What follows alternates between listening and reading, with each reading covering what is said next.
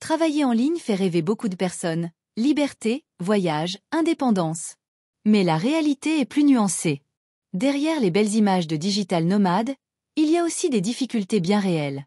Dans cette vidéo, on va voir ensemble les principaux avantages et les inconvénients du travail en ligne.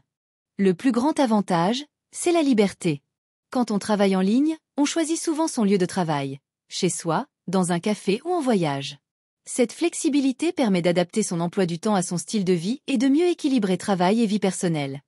La flexibilité concerne aussi les horaires. Beaucoup de métiers en ligne permettent de travailler le matin, le soir, ou selon son propre rythme.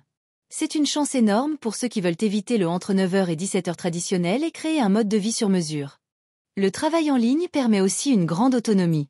Vous développez vos propres compétences, choisissez vos projets et apprenez à être maître de votre temps.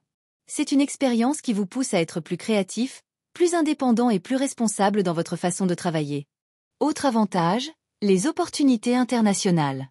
Grâce à Internet, vous pouvez travailler avec des clients ou entreprises situés partout dans le monde. Cela ouvre la porte à des missions variées, à des revenus parfois plus élevés, et à une expérience enrichissante au niveau culturel et professionnel. Mais travailler en ligne n'a pas que des avantages. Le premier inconvénient, c'est la discipline.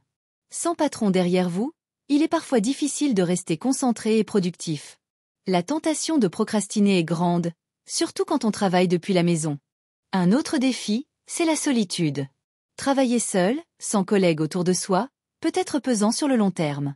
Certaines personnes ressentent un isolement social important, ce qui peut affecter la motivation et le bien-être mental. Enfin, il faut parler de l'instabilité. En freelance ou en entrepreneuriat digital, les revenus ne sont pas toujours réguliers. Certains mois sont très bons, d'autres beaucoup moins.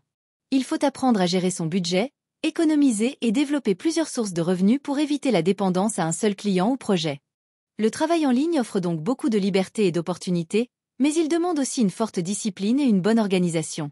Avant de vous lancer, pesez bien les avantages et les inconvénients. Dans les prochaines vidéos, nous verrons comment réussir à surmonter ces difficultés et profiter pleinement de cette nouvelle façon de travailler.